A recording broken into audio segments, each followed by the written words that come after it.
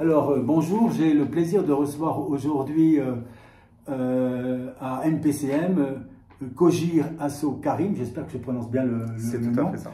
Et nous allons vous laisser la surprise de ce dont nous allons parler, mais nous commençons par les trois livres, puisque comme tous mes invités, il a dû choisir trois ouvrages qui l'ont marqué, qui continuent peut-être à le marquer. Alors, quels sont ces trois ouvrages? Alors, c'est un peu difficile comme ça parce que ça fait un petit moment que j'ai pas lu et je fais beaucoup d'écoutes audio des livres. Mais il y en a un que j'ai bien relevé et que j'aime beaucoup, qui m'a aidé à être là où je suis actuellement, c'est Tout ce qui ne tue pas rend plus fort, de Scott Carney.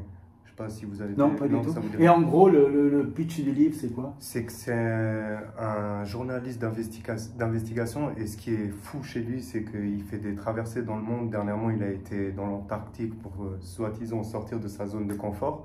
Et ce qui m'impressionne chez lui, c'est le fait qu'il sorte de nouveau, comme je dis, de cette zone de confort où il est très bien dans sa vie, mais qu'il veut se dépasser et qu'il ne se contente pas juste de ce qu'il a. Et il dit, chaque fois qu'il avance, il dit, j'ai acquis ça, j'ai acquis ça. Donc ça, et le deuxième alors? Le deuxième, il y a, je vais le dire tout de suite, c'est le Coran. Je le lis assez souvent, presque tous les soirs d'ailleurs. C'est ce qui me donne beaucoup de force. Il y a beaucoup de réalité, beaucoup de vérité. Je pense que vous l'avez déjà lu aussi. Alors naturellement, j'ai parcouru le Coran, je ne l'ai pas lu, et je n'ai pas lu non plus l'intégralité de la Bible. Okay. Et le troisième? Le troisième, c'est un qui est un peu personnel, mais que je partage aujourd'hui, c'est celui de Kevin Trudeau. Il a fait un livre où il parle des remèdes naturels, c'est-à-dire qu'il y a beaucoup de choses que la société met en avant et d'autres qui ne met pas en avant.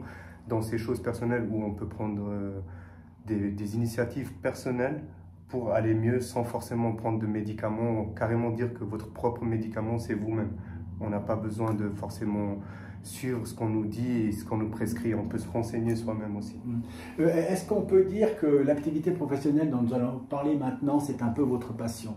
Mais 100%. Alors, quelle est votre passion? Là, on parle de 100% Alors, passion. quelle est votre passion? Je suis passionné par la caméra, la vidéo, tout ce qui est en fait en rapport avec l'œil. Donc, quand je dis l'œil, ça peut être des photos, ça peut être du graphisme, ça peut être une décoration dans des lieux. C'est tout ce qui est en fait possible d'immortaliser. D'accord. J'ai souvent l'habitude de demander aux gens que je rencontre pour la première fois si cette inscription professionnelle de vie, est-ce qu'elle s'inscrit dans ce que vous étiez enfant ou adolescent? Ou bien c'est un choix tardif? Alors, c'est après, 4 ans après avoir commencé cette passion, je me suis rendu compte que quand j'étais plus jeune, j'aimais bien tenir une caméra. J'ai retrouvé des photos de moi quand j'étais plus jeune où, contre toute attente, j'étais là, je stabilisais mon bras et que je savais exactement comment tenir. Je me rappelle. Vous avez la première image de ça? C'était quel âge? Je pense que je devais avoir 7 ans. C'était lorsque je suis venu ici en Suisse. C'était en 1999 exactement. Oui, alors peut-être, avant de revenir à votre activité professionnelle, votre parcours de vie, puisque, enfin, depuis votre naissance et comment vous êtes arrivé en Suisse? Alors, le plus beau cadeau de ma vie, c'est le 19 avril 1999. C'est le jour où je suis arrivé, j'ai mis un pied en Suisse. Je ne sais pas comment ça se fait. À quel âge? J'avais 7 ans. Et je ne sais pas quelle coïncidence a fait que ce soit tombé le jour de mon anniversaire, mais je le prends vraiment comme une sorte de force. Et je me dis, à partir de ce cadeau, je suis obligé de créer quelque chose. J'ai commencé... De quel pays? Je viens d'Irak. Je suis kurde d'Irak et actuellement j'ai fait la demande de naturalisation. J'en suis hyper fier. Et voilà. Vous parlez couramment l'arabe? Oui, alors pas l'arabe, je parle très peu l'arabe, je comprends bien, mais je parle 100% le kurde. En parlant le kurde, en kurde il y a le kurmanji, le sorani. Je parle parfaitement le sorani et le français, comme vous le voyez à l'instant. Plus ou moins bien, on se comprend assez. Tout à fait. J'ai vu sur votre site Pearl Prod qu'il y a eu un moment de création, le jour de la création de votre entreprise. Est-ce que vous pouvez le raconter? Alors, le jour de la création de l'entreprise... C'est-à-dire l'idée où l'idée a surgi? On était avec ma sœur, on s'amusait entre nous et puis on a petit à petit, je ne sais pas pour quelle raison, c'était des montages qu'on faisait entre nous. Et elle m'a montré, j'ai vu, elle m'a dit Kojir, tu ne penses pas que tu pourrais commencer à faire tout seul professionnellement? J'ai essayé de me lancer, c'était difficile, donc pas envers des clients. C'était une idée à elle? Oui, c'était une idée à elle, mais moi je l'ai comme travaillé. C'est pas un talent que j'ai et puis que voilà, je sais le faire. C'est je le travaille tous les jours et grâce à ce départ de ma sœur qui m'a dit pourquoi tu n'essayes pas, lance-toi. Aujourd'hui, c'est moi qui suis en train de lui dire viens, on y va, t'as vu où je suis. D'accord. Cool. Et alors, maintenant, donc Pearl Prod, c'est une entreprise, une société de production audiovisuelle. Alors peut-être, qu'est-ce que recouvrent ces termes de production audiovisuelle, même si on est tous adaptés maintenant aux réseaux sociaux, etc. Mais en gros, comment vous recouvrez, comment vous définissez votre métier? D'après ce que moi je peux transmettre comme information, parce que c'est très vaste dans le domaine audiovisuel, nous sommes consacrés dans le cinéma. On aimerait révolutionner la cinématographie suisse et surtout ce que nous proposons comme prestation avec Pearl Prod, c'est de la publicité pour des entreprises, publicité pour des artistes de musique. Nous avons un studio de production musicale, c'est-à-dire qu'on a des jeunes artistes qui viennent de partout la Suisse, de Genève jusqu'à Bienne, pour enregistrer des clips? Non, pour enregistrer la musique et par après on clip. Donc nous sommes deux, il y a Laurent Kassoumi qui s'occupe de tout ce qui est musical, l'ingénieur, c'est en 100% autodidacte aussi. Et moi, dès que lui finit le travail, je m'occupe de tout ce qui est faire le clip, faire le scénario, etc. Et puis au niveau matériel, vous avez dans votre studio, si vous pouvez nous expliquer un tout petit peu Alors, c'est inexplicable, je pense qu'il faut venir le voir. Ouais. On peut voir un tout petit peu sur votre site. Hein. Je rappelle le nom, c'est Pearl Prod, P-E-R-L, Prod, P-R-O-D. Là, vous avez, vous avez également des exemples de clients qui vous ont fait confiance, etc., dans différents domaines. Peut-être expliquer les domaines, parce qu'il n'y a pas que les musiciens. Oui. Alors, on a des architectes qui nous font confiance, on a des restaurants qui nous font confiance, on travaille avec des bars aussi, on travaille avec des discothèques.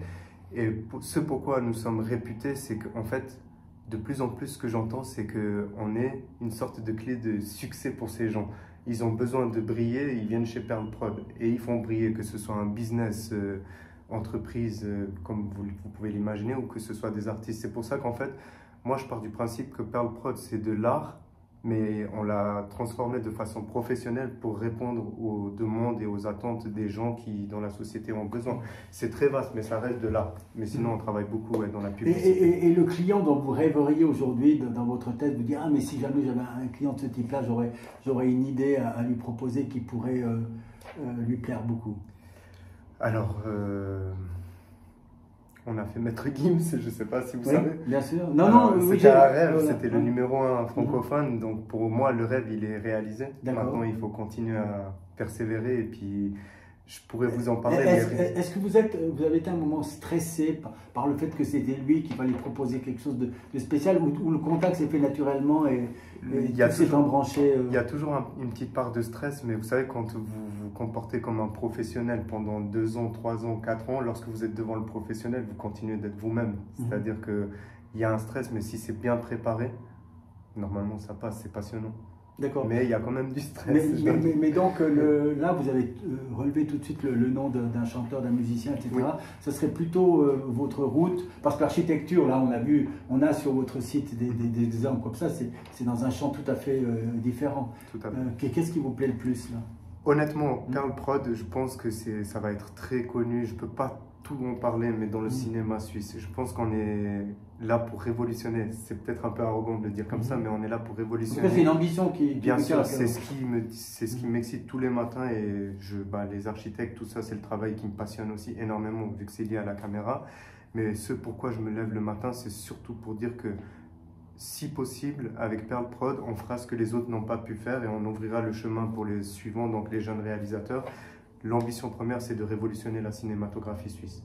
Alors, donc c'est un mot fort, hein, la révolution. Bon, le cinéma suisse, je ne sais pas si les moyens, est-ce qu'il y a un problème de moyens financiers pour accéder à ce que vous voudriez? Alors, des moyens, j'ai pas bien compris. Des moyens de production, oui. Le cinéma, on sait que ça coûte cher, tout à fait.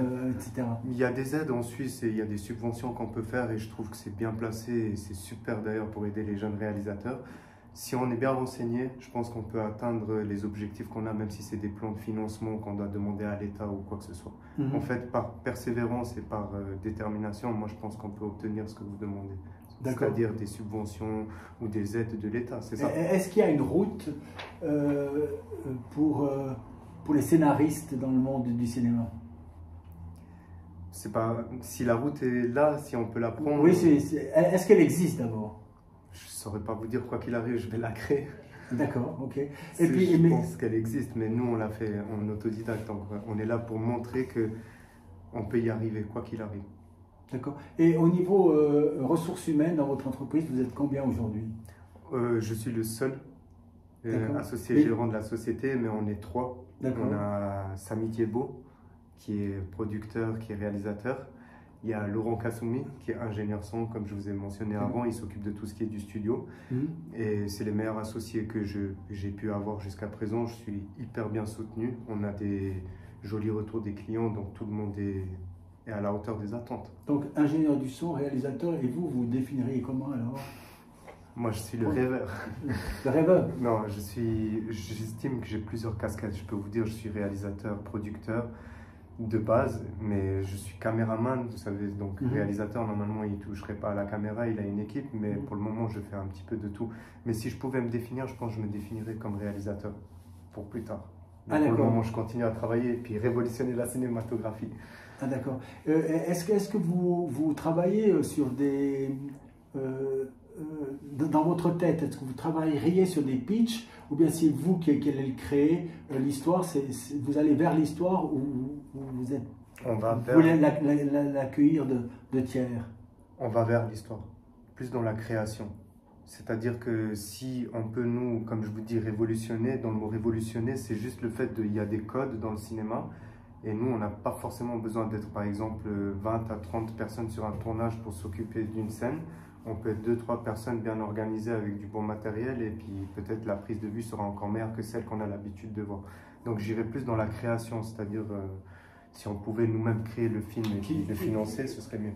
Qui dit cinéma, réalisation, etc., dit acteur, ça serait quoi? Vous penseriez travailler avec des acteurs? Oui, bien sûr. Et vous avez dans votre tête déjà un projet qui pourrait lancer Pearl Prod? Mais il est là, il est présent. D'accord. Il va sortir à la fin de l'année, c'est sûr. Ah d'accord, indépendamment, c'est plus une question de financement, etc. C'est plus une question de financement, c'est une question de bonne volonté et d'organisation. D'accord. Et alors, la qualité de l'œil d'un caméraman, comment on devine qu'on est fait pour ce métier ou bien pas? C'est une très bonne question que vous posez. Parce que moi-même, je me la posais justement. Et j'ai appris que, au bout d'un moment, il y a des clients qui viennent devant votre bureau et qui vous parlent de vos concurrents et qui vous disent que ces concurrents qu'ils mentionnent, ils sont bons, sauf qu'ils aimeraient passer au stade supérieur, c'est-à-dire être avec des professionnels. Et c'est là que j'apprends que je suis un professionnel. C'est grâce au client qui dit maintenant je veux faire du professionnel. Donc j'estime que quand il est devant moi, c'est qu'on est les gens professionnels. Et alors, il y a la question taboue un peu ici en Suisse. C'est quoi le coût d'une vidéo, disons, j'ai vu que vous avez fait par exemple des extraits de 2 minutes, on va dire. Quand le client vous demande un budget, c'est quoi à peu près? Vous êtes sûr on doit parler de budget maintenant? Ah mais non, je sais pas. Okay. Ça m'est venu lorsque j'ai vu tout votre site, etc. Et je me suis dit c'est la question à un moment donné qui peut tenter et dont certains peuvent avoir accès ou bien pas.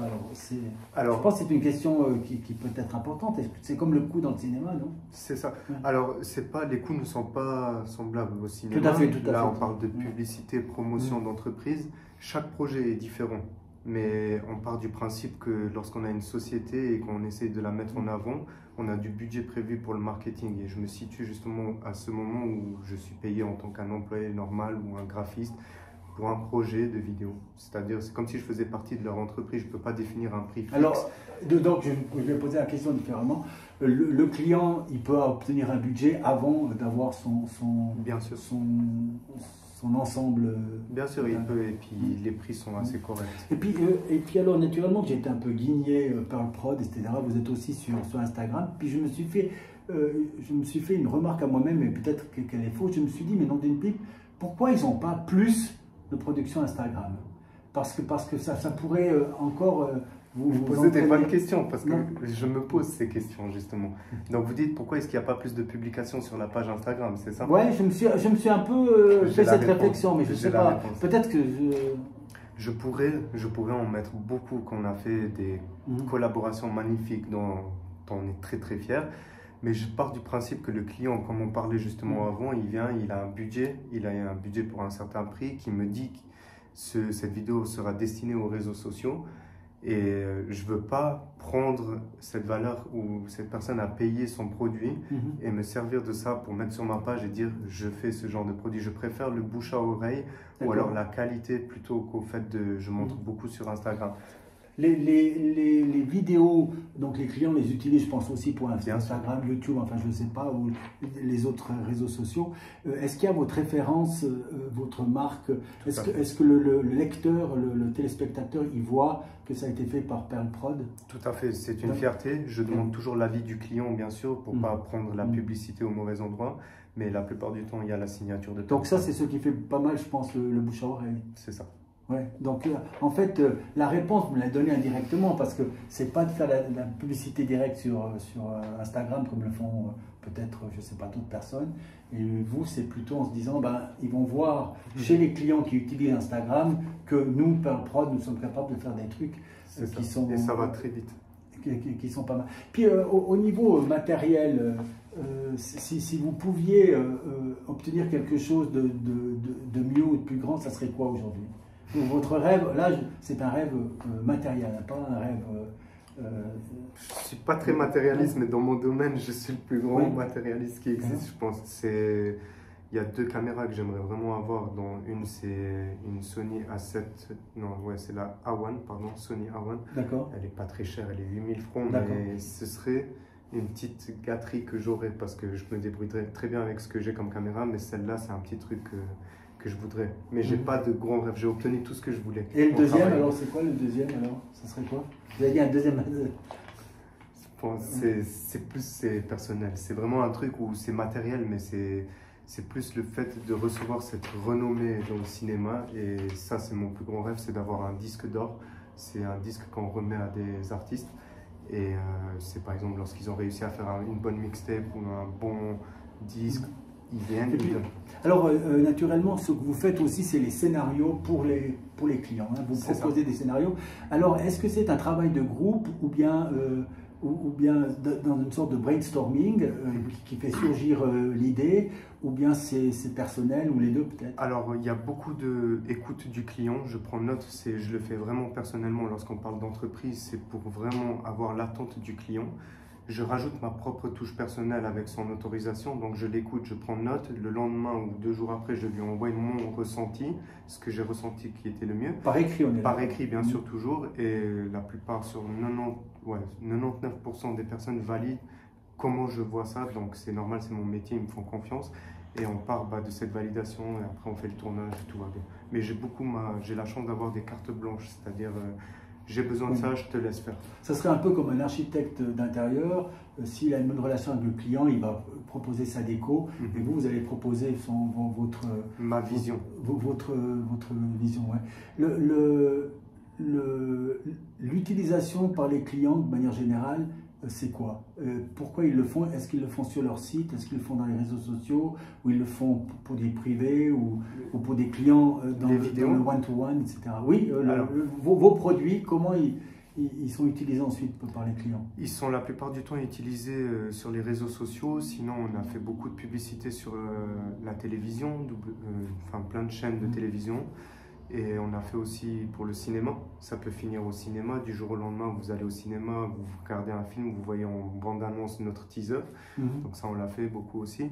Et il y a aussi des chevalets de plus en plus qui existent. C'est des chevalets électroniques, digitales, où on peut mettre des vidéos dessus. Et les gens sont fiers de mettre en avant leurs produits. Donc ils mettent le chevalet. Donc c'est un petit écran ou un grand écran. Et puis alors, comment vous êtes venu à cette qualité professionnelle? Là, ce qui m'intéresse, c'est parce que il y a des métiers, hein, il y a des métiers, mais vous vous inscrivez avec vos associés plutôt dans le métier, l'autodidactisme, hein, on va dire ça comme ça. Alors, quelle est la progression que vous avez suivie, vous, pour arriver à la maîtrise qui est aujourd'hui la vôtre? Alors, je ne sais pas si je vais répondre correctement, mais j'espère que c'est ça. J'estime que ces 4 dernières années de travail que j'ai fait, pour une personne qui serait dans un travail normal de perfectionnement, ce serait équivaut, avec tout le respect que je dois à n'importe qui, ce serait équivaut à 7-8 ans de travail. D'accord. En 4 ans, Alors c'est quoi? C'est quoi en quelque sorte le cursus que vous avez suivi? Comme si on faisait un tableau, vous allez, on va prendre des cours à l'université et ça serait quoi alors? Vous avez appris à faire fonctionner une caméra, etc., le montage, etc. Alors, comment est-ce que j'ai fait? Ouais. La question c'est, moi j'ai été au front, c'est-à-dire que j'ai vraiment pas eu peur. 99% de ce que je me demandais, c'était de quelle façon il voulait le scénario, etc. Le comment j'allais parvenir, je ne me le posais pas. C'est sur le terrain et d'un coup j'ai la caméra dans les mains, ça devient instinctif. Je prends mes... Donc au début surtout c'était stressant, là maintenant c'est devenu naturel. Et puis au niveau de montage par exemple, vous avez eu, quand vous étiez la première fois sur la table de montage, vous avez fait des ajustements personnels, etc. Je ne savais pas du tout par où commencer, mais tout ce que je me disais c'est qu'un jour j'allais maîtriser tous les boutons, tout ce qu'il y avait là. Donc je suis parti du principe positif et au jour d'aujourd'hui, bah, je le fais, je ne pourrais pas vous le dire les yeux fermés. Vous pourriez être formateur quasiment. Oui, 100%, voilà. 100%. Et puis alors, je sais qu'il y a quand même quelques jeunes qui nous suivent et qui font leurs petits films sur TikTok, YouTube, etc.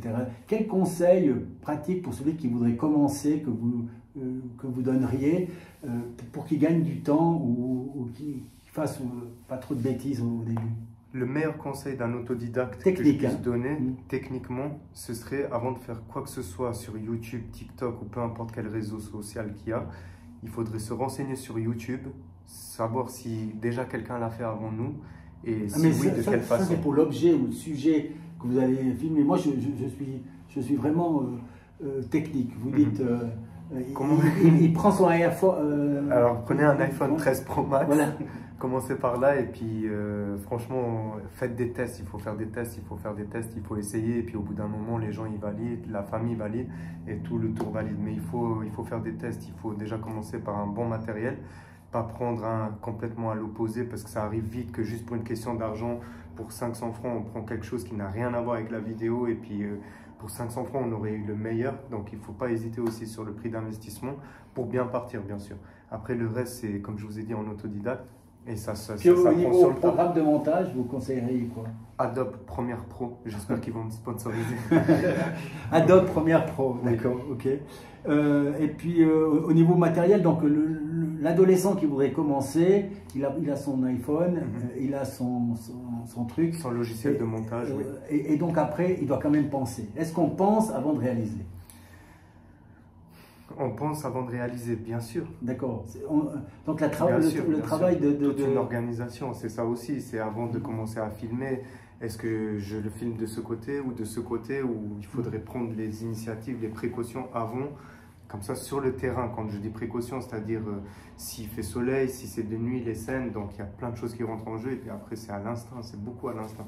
Et l'organisation. Est-ce que vous travaillez avec un carnet où vous notez vraiment les scènes, ou bien le montage il se fait dans l'après-coup, ou bien c'est très, disons, précis dès le début? J'ai laissé mon carnet là-bas, mais j'ai un petit carnet des charges, j'ai un carnet avec moi où je note tout. Par exemple, si vous venez, vous me dites j'ai un projet, je suis obligé, c'est mon petit carnet que j'aime trop, je l'ouvre, nouvelle page, et je vous écoute, je prends note.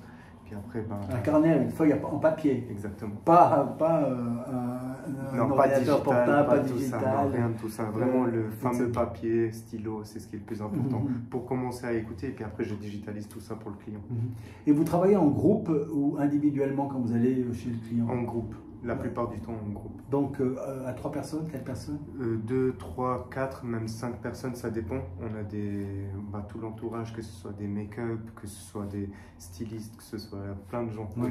Mais la plupart du temps, on est 2, 3. Alors on s'aperçoit aussi en parcourant votre site, je le recommande encore une fois, Pearl Prod, c'est que vous faites appel à des tiers externes, hein, je ne sais pas s'il y a des habilleuses, je sais pas, enfin des costumières ou bien sûr, oui, des stylistes, etc.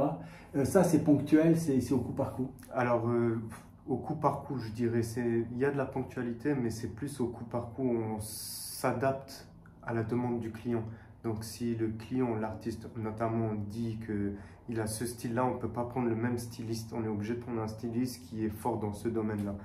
Donc les stylistes ont beaucoup de goût, mais des fois, il y a certains qui restent dans leur goût à eux et ils ne veulent pas voir ailleurs, et c'est surtout cela qu'on ressent. Et puis avec l'artiste, il vous fait confiance, ou il dit, moi, je veux, par rapport à ma musique, je veux aller dans cette direction, ou je veux aller à la montagne, à la mer, etc. avant, ou c'est votre proposition? C'est toute une storyboard à l'avance où j'écoute le client et il m'écoute beaucoup aussi. C'est la plupart du temps lui qui m'écoute parce que lui me donne ses 2-3 idées et après il me dit carte blanche, fais ce qui te plaît parce que j'ai vu ce que tu as fait pour les autres, j'ai entendu parler.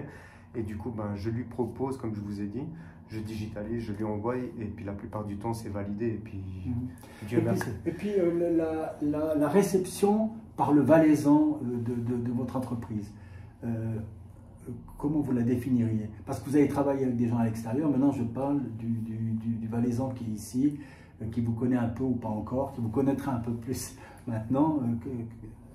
Ça a été bien accueilli ou on est encore en retard par rapport à tout ça?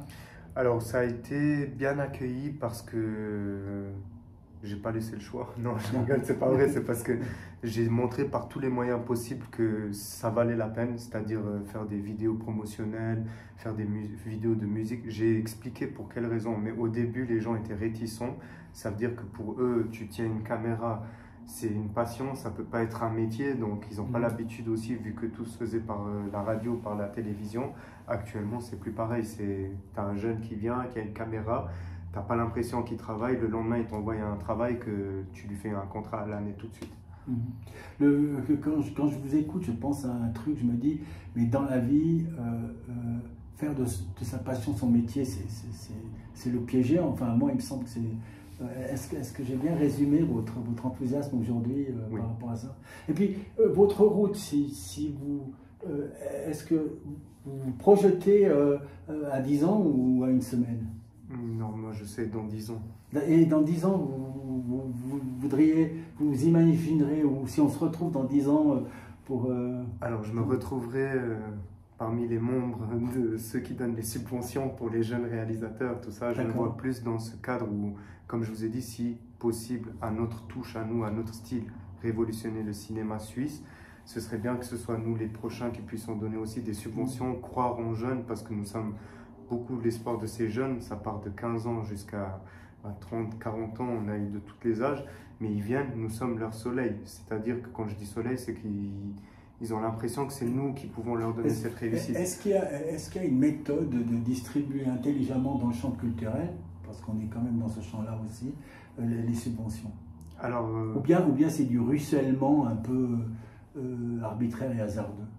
Moi, je pense qu'il y a un processus à respecter. Ça veut dire qu'on ne va pas faire une demande n'importe comment. On se renseigne comment est-ce qu'on peut faire une demande. On s'informe des personnes qui pourraient justement aider à faire la demande de subvention. On s'informe de comment est-ce qu'on peut faire pour que la subvention passe ou passe pas. On doit tout trouver en fait pour y arriver. Il faut se préparer comme il faut. Et par rapport à ce à quoi vous avez été confronté au niveau de ces subventions, le système il est bien organisé aujourd'hui, ou quels sont les points positifs et les points négatifs en fait de cet accès aux subventions dans le cinéma? C'est très strict, mais c'est super, c'est bien organisé, ça aide pour dire que la plupart du temps les jeunes se débrouillent avec les moyens du bord.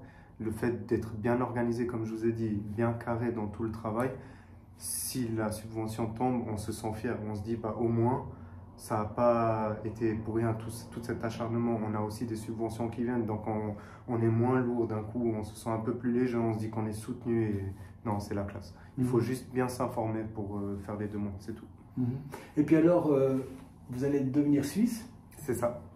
Et ça, c'est une fierté? C'est une grande fierté. C'est un de mes plus grands rêves que je n'ai pas dit avant, mais ça, c'est un de mes rêves, c'est être suisse. Ouais. Alors, en tout cas, moi, je dis merci pour ce moment. MPCM, c'est merci pour ce moment. Magnifique. Et puis, je dis à tout le monde, allez regarder Pearl Prod. Et puis, peut-être qu'en tournant sur Instagram ou sur les autres réseaux, on verra... puisqu'il y a assez peu de publicité sur Instagram. Oui. Un grand merci. Mais avec plaisir, c'est un honneur pour moi aussi d'être venu. Merci.